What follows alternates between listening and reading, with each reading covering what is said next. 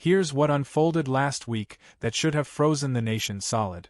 Republican senators, not Democrats, Republicans voted to invoke the War Powers Act against a Republican president. They acted because the President of the United States has been publicly, repeatedly, unmistakably threatening military action against Denmark. Denmark, a founding member of NATO, an ally that has fought alongside American soldiers in every major conflict since World War II. Let that settle in for a moment. The president wants Greenland. He's been saying it for weeks. But here's what shifted. He stopped talking about purchasing it. He started talking about seizing it, and not metaphorically. He's discussing military options against Allied territory as if it were a real estate negotiation that just needs a little more leverage. So, Congress did something it almost never does. It drew a line. Republican senators joined Democrats to advance a War Powers Resolution, a constitutional mechanism designed specifically to prevent presidents from dragging this country into wars without democratic consent. And the president's response: profanity, threats, demands for absolute loyalty. Senator Susan Collins reportedly received one of those calls. The language was brutal. The message was clear. Fall in line or face consequences. She didn't fall in line. Neither did the others. And at that moment right there is why I'm talking to you tonight, because something fundamental is shifting. The question is whether it's shifting fast enough. Stay with me here, because the Greenland situation is only one piece of what's unfolding. While Congress was voting on war powers, the president quietly declared a national emergency over Venezuelan oil asset. He invoked extraordinary executive authority to centralize control over energy decisions, bypassing Congress entirely, bypassing debate, bypassing the normal mechanisms of democratic governance. And at the same time, simultaneously, senators are demanding answers about document disclosures that were promised but never materialized. Inspector General reviews that stalled, transparency commitments that evaporated the moment the cameras turned off. 3 crises, 3 constitutional flashpoints, all converging at once. This isn't coincidence. This is pattern. Let me tell you why the War Powers Act exists. Because it matters.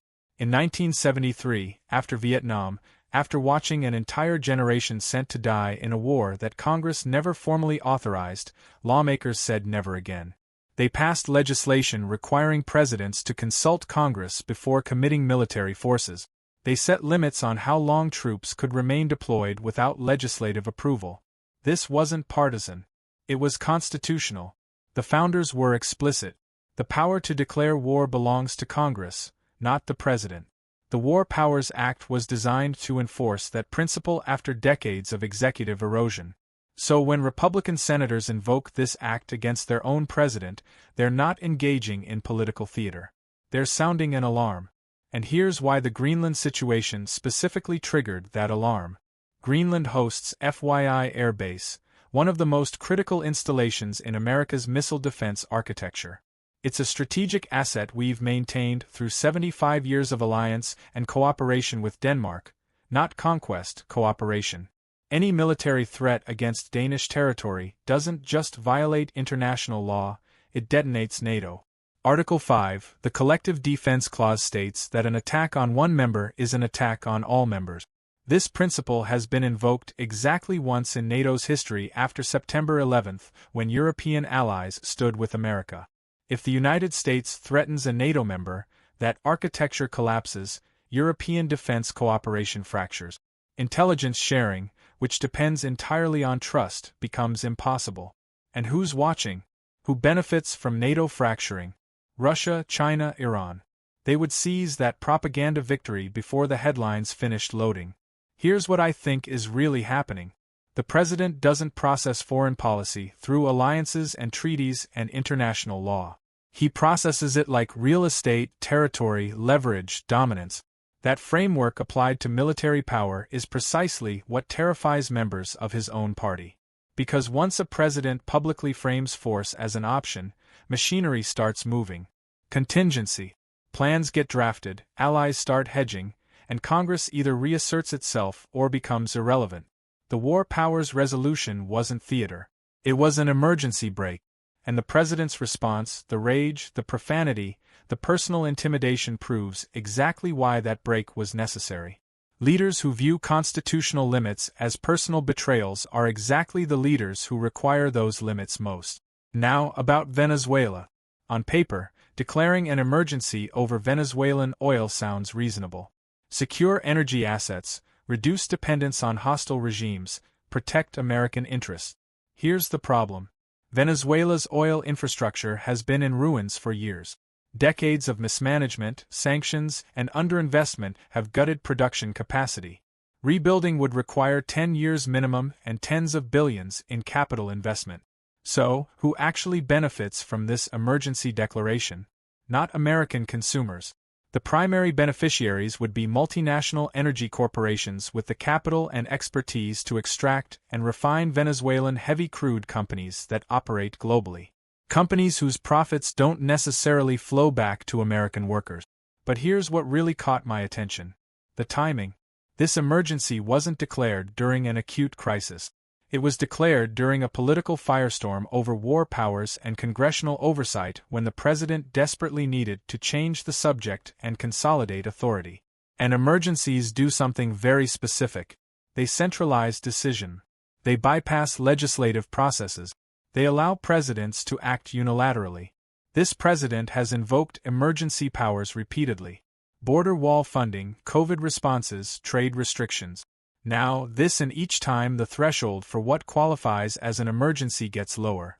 The scope of presidential action gets wider. Republicans are finally noticing the pattern. Because here's the trap. Nobody wants to acknowledge today's emergency president becomes tomorrow's normal.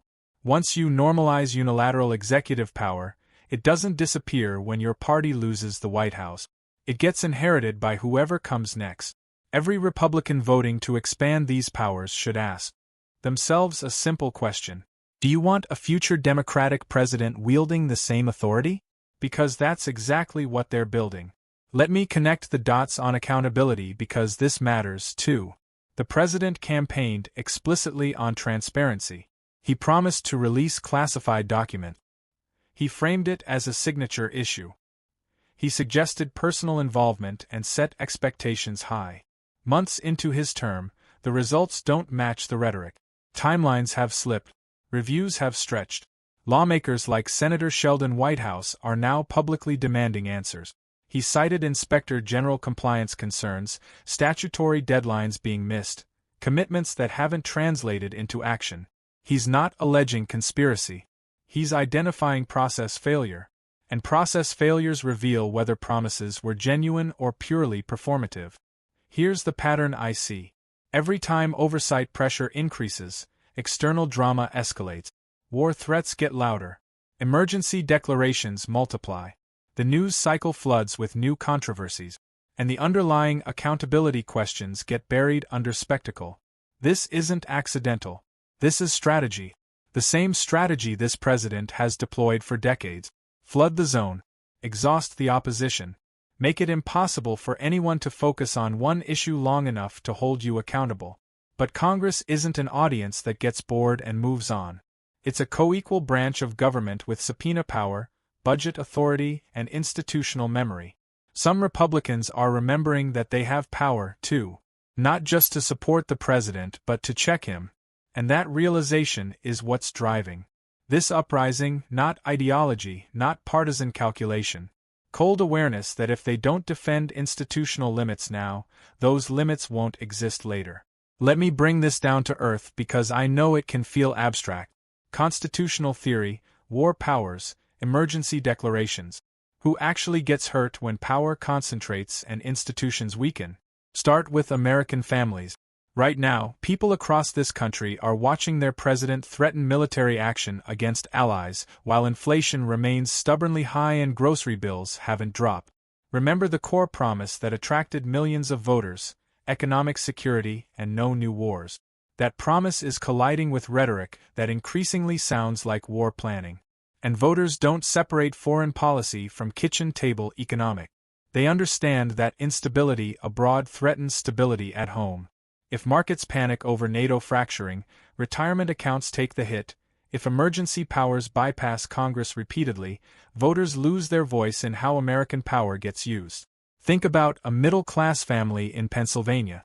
They voted hoping for lower costs and restrained foreign policy. Now they're reading about Greenland invasions and Venezuelan oil emergencies, while their wages haven't risen and their bills haven't dropped. That cognitive dissonance is real, and it's fueling disillusionment even among the base. Consider small business owners. They depend on stability, predictable trade relationships, reliable supply chains, consistent policy. When an American president threatens military action against allied territory, uncertainty spikes. You can't plan investments when you don't know if NATO will fracture. You can't make 5-year projections when emergency declarations can reshape entire sectors overnight without legislative debate. Imagine a small manufacturing firm in Ohio that exports to Europe. If NATO credibility collapses, European partners start hedging. They diversify supply chains away from American vendors, not immediately, but gradually. The damage isn't a single headline. It's slow erosion of trust that costs contracts, jobs, and revenue over months and years. Large corporations face different calculations. Energy companies might see opportunity in Venezuelan assets, but only if infrastructure investments pencil out over decades, and only if political stability holds. Defense contractors watch NATO tensions nervously because alliance fractures threaten the collective security architecture that drives procurement budget. Financial institutions see emergency power precedents and worry about rule of law predictability, which is foundational to every investment decision they make. When governance risk increases, capital costs rise. Those costs get passed to consumers. Stock markets have already shown sensitivity to erratic announcements. Volatility follows war rhetoric. Institutional investors price in uncertainty. And that uncertainty premium lands on ordinary Americans. Internationally, the recalibration is already happening. European defense ministers are privately discussing what NATO actually means if the United States threatens a member state. Canadian officials are watching Greenland rhetoric and reassessing Arctic security cooperation. Asian allies are asking whether American commitments remain reliable if Atlantic alliances fray and adversaries are taking note. Russia has already amplified the president's Greenland comments in state media, framing them as proof of American imperialism and NATO hypocrisy. China is watching for opportunities to expand influence in Europe if American alliances weaken. Iran sees emergency power escalation and calculates that the president might overreach into conflicts he can't control. But here's the ripple effect that deserves more attention. Institutional trust. When Congress has to invoke war powers acts against its own president. When emergency declarations become routine. When oversight consistently fails to produce transparency. Public faith and governance erodes. And that erosion isn't partisan. Liberals distrust executive overreach. Conservatives distrust unaccountable power.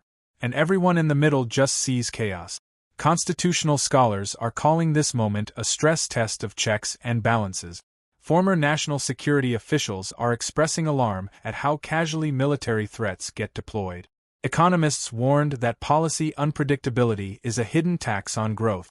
Costs that don't show up in headlines but accumulate in slower investment, reduced hiring, and diminished opportunity.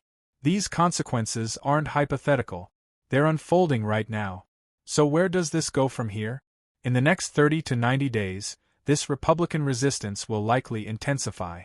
The War Powers Resolution vote was procedural, but it signaled something deeper. A willingness to check executive authority that we haven't seen since this president returned to office. More oversight requests are coming on emergency declarations, on document disclosures, on inspector general findings. The president will almost certainly escalate rhetoric. He'll frame dissent as sabotage. He'll double down on loyalty tests. But here's the thing about crossing lines. Once you've done it, crossing back becomes harder. Republicans who voted against him have already accepted the political risk. They've already taken the call. They've already faced the threat. At that point, backing down offers no protection, only weakness. Markets will remain volatile as long as policy unpredictability persists. NATO will quietly begin contingency planning for scenarios where American commitments prove less reliable, and voters will continue processing whether the presidency they're watching matches the presidency they were promised. The 6 to 12 month horizon is where the real test arrives. Can institutions hold? Can Congress maintain oversight discipline when new crises emerge weekly? Can courts adjudicate emergency power challenges without becoming partisan battlegrounds? Can voters distinguish between spectacle and governance when both arrive at maximum volume? If Republican resistance holds, we could see genuine rebalancing. Executive power check. Congressional authority reasserted, norms reinforced. If it collapses under sustained pressure, we're watching a presidency that operates beyond institutional limits, setting precedents that will shape American governance for decades. And internationally, some damage may already be permanent. Allied trust, once broken, takes years to rebuild. Adversaries who see weakness in American alliances will exploit it immediately. This isn't partisan prediction. It's structural reality. Power unchecked doesn't correct itself. It requires resistance. And right now, that resistance is being tested in real time. Here's what you need to take away from everything we just covered. First, Republicans are pushing back against this president, not out of disloyalty, but out of alarm. War powers, emergency declarations, and accountability failures are colliding simultaneously, forcing lawmakers to choose between party loyalty and institutional survival. Second, the fight over military threats against Greenland isn't symbolic. It's a constitutional crisis over whether presidents can threaten NATO allies without consequence and whether Congress will defend its authority or surrender it. Third, process matters. When disclosures stall, when oversight fails, when emergencies become routine, democracy doesn't collapse in one dramatic moment. It erodes gradually until someone finally says no. The question in front of all of us isn't whether this president wins the next news cycle. It's whether the rules that govern power remain stronger than the people who hold it. I'll leave you with this. Democracy doesn't protect itself. It relies on people, lawmakers, judges, voters, citizens willing to defend it when it's inconvenient, uncomfortable, and politically risky. That defense is happening right now. Whether it succeeds depends on whether enough people are paying attention. Watch this space.